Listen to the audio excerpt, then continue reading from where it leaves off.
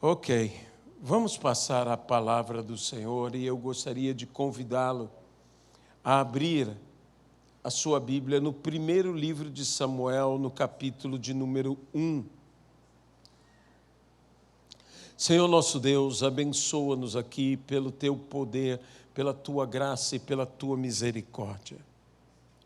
Fala aos nossos entendimentos e fala aos nossos corações. Eu te peço, ó Senhor, que o Senhor realize obra sobrenatural na Tua igreja e nas nossas vidas. E possa o Senhor fazer o extraordinário, o miraculoso ocorrer nas nossas vidas. É o que nós te pedimos e desde já te agradecemos. No nome de Jesus Cristo. Amém e amém.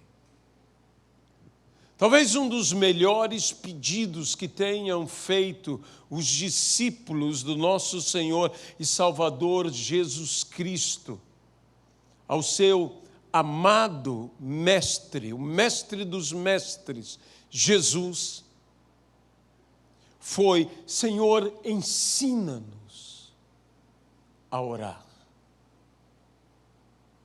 A própria palavra diz que nós não sabemos orar como convém, mas o Espírito de Deus nos assiste, até mesmo com gemidos inexprimíveis, intercedendo por nós.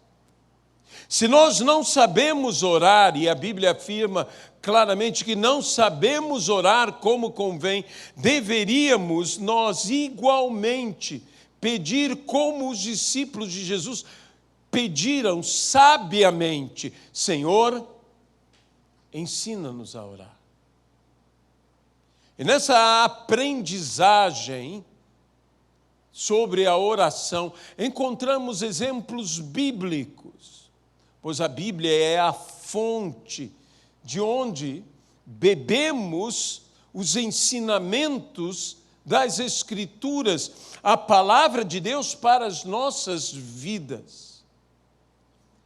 E Ana foi uma mulher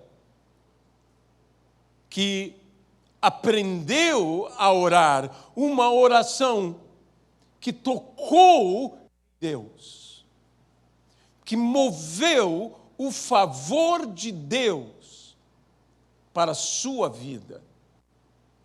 Esta, que foi aquela que primeiramente nas Sagradas Escrituras chamou ao Senhor Deus de o Senhor dos Exércitos.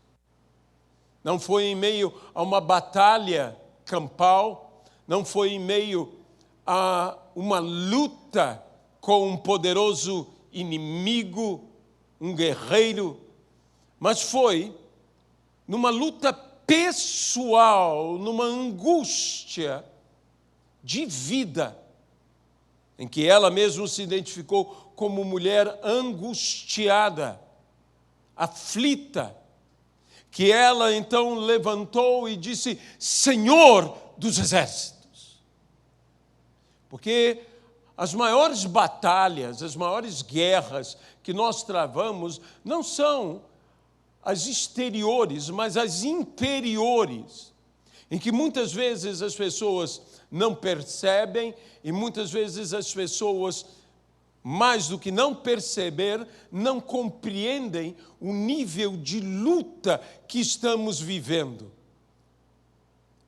Daquelas tempestades que não são tempestades movidas por ventos e que há ondas que batem contra a nossa embarcação, mas aquelas tempestades internas que só nós sentimos, só nós sabemos da intensidade e da força de toda a voracidade e ferocidade das ondas que sacodem o nosso interior.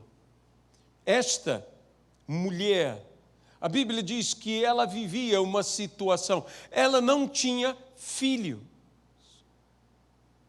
Seu esposo, que com ela não conseguia ter filhos, resolve de outra maneira, toma uma outra mulher, e com essas, ela era chamada Penina, tem filhos.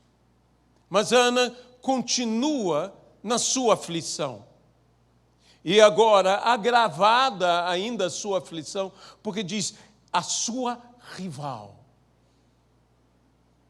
A sua rival a provocava. Meus irmãos, às vezes nós não entendemos porque em nossas vidas Deus permite uma rivalidade que nos provoca. Já não bastando a nossa aflição, há algo que nos provoca, ou há alguém que nos provoca. Mas eu assisto em toda a narrativa da vida de Ana, que Deus permitiu esta rival na vida de Ana, que permitiu que ela a provocasse para que pudesse ser produzido na vida de Ana o propósito de Deus. Deixe-me dizer, talvez haja coisas e pessoas que estejam te provocando, que estejam te... Mas esta provocação, eu usaria um trocadilho de palavras, é para provocar em você o propósito de Deus na sua vida. Tudo que aquela situação incômoda, constrangedora, pôde produzir na vida de Ana, foi que provocasse o propósito, que provocasse em Ana orar corretamente, apropriadamente, para que ela alcançasse o propósito de Deus, não apenas para a sua vida, mas para a sua própria nação, através da vida do seu filho, Samuel, profeta do Senhor, homem que Deus fala a respeito dele nas Escrituras, dizendo que nenhuma sequer das palavras de Samuel caiu por terra, ou seja, todas se cumpriram. Um profeta por excelência. Um homem de Deus a toda prova. Deus deixa com que aquela provocação provoque em Ana a atitude certa.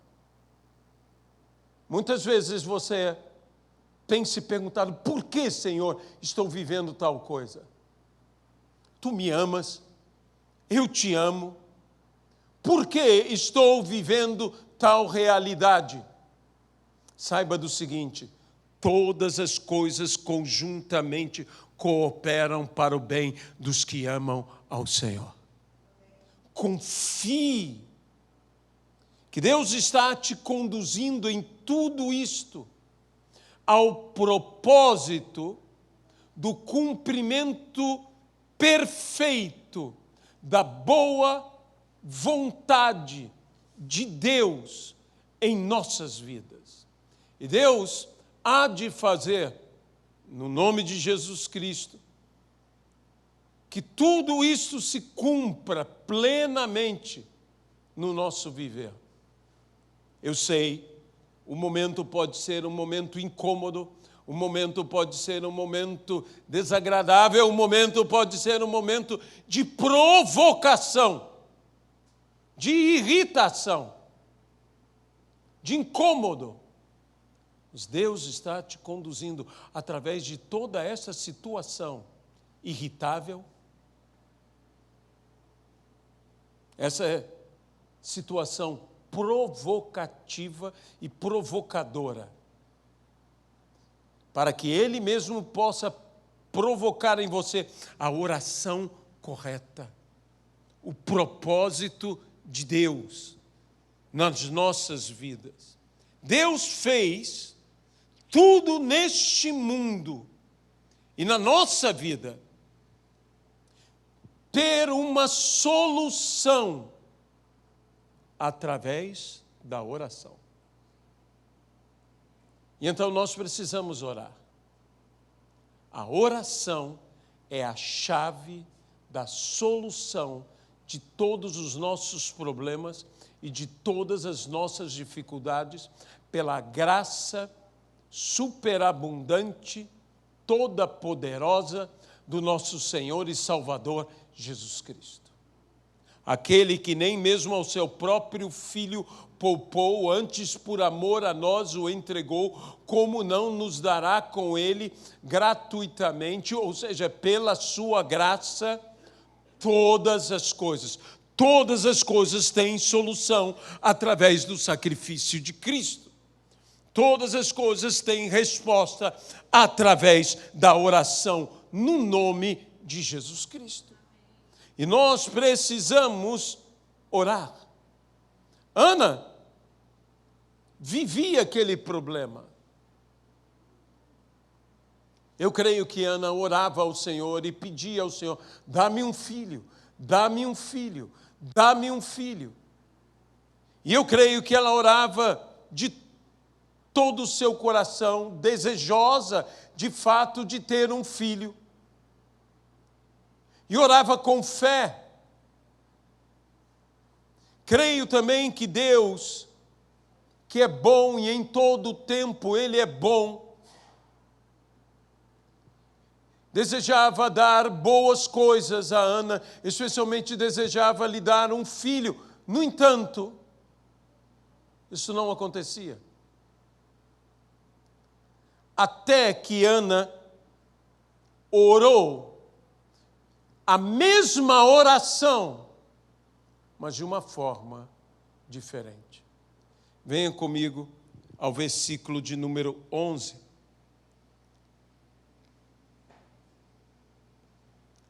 A Bíblia nos diz no versículo de número 10, levantou-se Ana e, com amargura de alma, orou ao Senhor e chorou abundantemente. E fez um voto, dizendo: Senhor dos exércitos, se benignamente atentares para a aflição da tua serva, e de mim te lembrares, e da tua serva não te esqueceres, e lhe deres um filho varão, ao Senhor o darei por todos os dias de sua vida, e sobre a sua cabeça não passará navalha. Note muito bem que esta oração só surgiu na vida de Ana mais do que tão somente pelo desejo de ter um filho, mas pela provocação que sua rival lhe fez. A levou a esse estado de amargura de alma, a chorar abundantemente, a fazer o voto. Se ela não tivesse sido provocada, como ela foi provocada, se ela não tivesse sofrido o que ela sofreu, ela não faria esta oração movida pela amargura de alma. Regada pelo seu choro abundante. Eu volto a dizer a você, tudo isso que nos provoca, situações, pessoas, realidades que nos provocam, é para que provoque em nós a perfeita oração, para que provoque em nós a perfeita entrega, para que provoque em nós o propósito de Deus em nossas vidas. Naquele dia, Ana mudou a sua oração. Era praticamente a mesma oração. Dá-me um filho. Mas agora ela dizia, dá-me um filho, e eu o darei ao Senhor por todos os dias de sua vida. Dá-me um filho, e eu o darei ao Senhor. Parece a mesma oração, mas não é a mesma oração. Ana agora ora, não tão somente segundo a sua necessidade. Agora eu direi algo um pouco difícil até mesmo de definir, mas ela ora segundo a necessidade, digamos, de Deus, a necessidade da obra de Deus. A palavra do Senhor nos diz na parábola da grande seara, diz que a seara é grande e são poucos os trabalhadores. E Cristo, concluindo essa afirmativa, que alguns têm, que nem uma parábola é, de tão curta, mas a comparação que Cristo faz com o reino de Deus, a seara é grande e são poucos os trabalhadores. Rogai ao Senhor da seara que vos envie trabalhadores. Veja bem, se estamos já contratados para o trabalho e já receberemos o que é justo pelo trabalho, e trabalharemos igual o trabalho, não estamos pedindo ao Senhor da seara, segundo a nossa própria necessidade, mas a necessidade do próprio Senhor. Tu precisas de mais trabalhadores. Então, este apelo, esse pedido, não é um pedido segundo as nossas necessidades. É um pedido segundo as necessidades do Senhor da seara, as necessidades da própria seara, que precisa de mais trabalhadores. E nós devemos estar orando, movidos não apenas pelas nossas próprias necessidades, o que é correto. A Bíblia diz, fazei conhecidas diante de Deus cada uma das vossas necessidades. E também afirma a palavra em Filipenses, e o meu Deus, segundo as suas riquezas em glória, há de suprir em Cristo Jesus cada uma das vossas necessidades. Deus atende nossas necessidades. Nós devemos apresentar a Deus as nossas necessidades, mas também devemos ter atenção às necessidades da obra do Senhor, às necessidades do Senhor, para que a obra seja feita. E se oramos, a Bíblia diz, segundo a sua vontade, Ele nos ouve. Se oramos, pedindo ao Senhor, nós precisamos aprender a orar. Meus irmãos, isso deveria revolucionar as nossas vidas. Sabedores do seguinte, que Ele é infinitamente poderoso, Ele é todo-poderoso. E por ser todo-poderoso, infinitamente poderoso, Ele fará infinitamente mais, diz a palavra, do que tudo que possamos imaginar e pedir. Ele fará mais.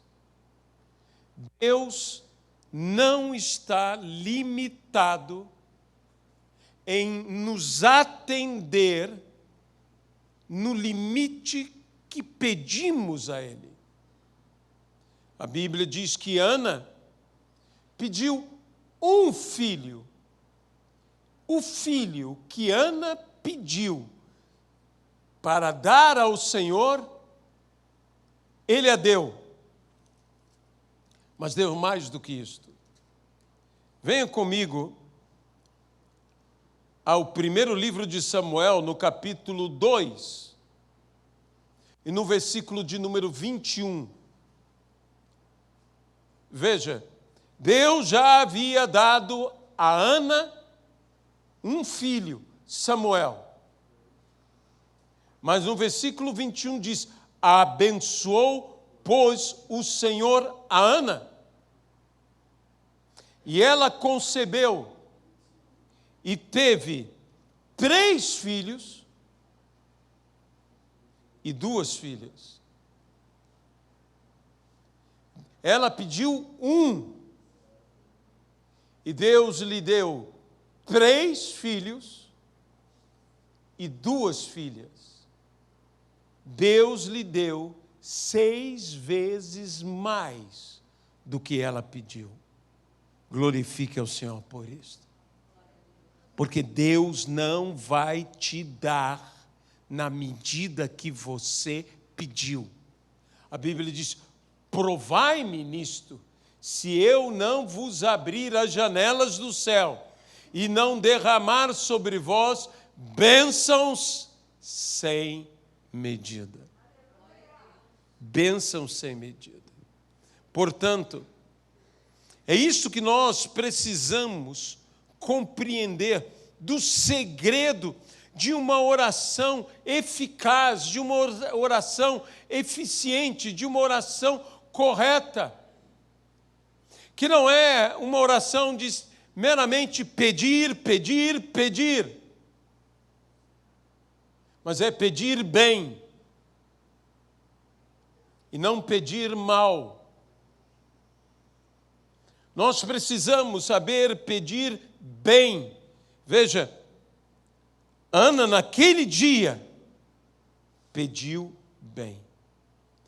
Eu queria que você viesse novamente comigo ao versículo 11 e prestasse atenção nessa oração e voto que Ana fez. Senhor dos exércitos, se benignamente atentares para a aflição de sua serva, se olhares para mim, olhares para minha aflição. Quando Deus olha para o nosso problema, nós logo veremos a solução. Se os olhos de Deus recaírem sobre os nossos problemas, nossas dificuldades, nossas impossibilidades, nós logo estaremos enxergando a solução. E veja, ela ainda diz: e de mim te lembrares, e da tua serva não te esqueceres. Lembra-te de mim, Senhor. Essa é uma palavra tão maravilhosa.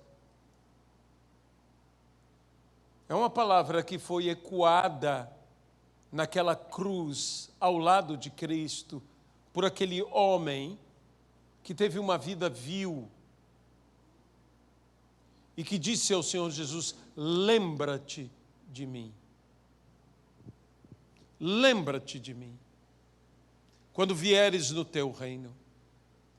E Jesus disse: hoje mesmo estarás comigo no paraíso. Quando nós pedimos ao Senhor que Ele se lembre de nós, nós estamos falando em relação a um futuro. E quando nós falamos em relação a um futuro, Deus já nos responde para o presente, hoje. Hoje. Quando eu me lembro de você, eu não me lembro de você apenas para o futuro. Eu me lembro de você para o presente. Eu me lembro de você agora, neste presente. E da tua serva não te esqueceres. Não te esqueças da tua serva. Você não será esquecido, porque Deus te ama. Este amor que tudo sofre, tudo crê, tudo espera, tudo suporta, esse amor jamais se esquece. Sempre se lembra. E há coisas que Deus sempre tem diante dele e se lembra. A Bíblia diz que estão presentes diante do Senhor e guardadas diante do Senhor, que não, isso é uma figura que eu posso dizer, não são esquecidas diante do Senhor. Todas as nossas orações e todas as nossas lágrimas. E o Senhor atenderá a cada uma delas, a cada uma das nossas orações, a cada uma das nossas lágrimas. O Senhor atenderá. O Senhor nos atenderá como? Segundo as suas riquezas em glória. E o meu Deus há de suprir em Cristo Jesus cada uma das vossas necessidades. Mas como Ele suprirá? Segundo as suas riquezas em glória.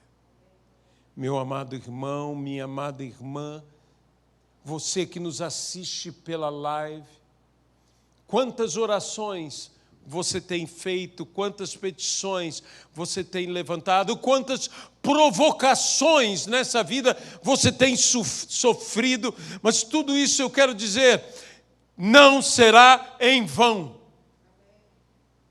porque tudo isto serviu para provocar em nós uma oração eficaz, uma oração respondida, para que o propósito de Deus se cumpra nas nossas vidas.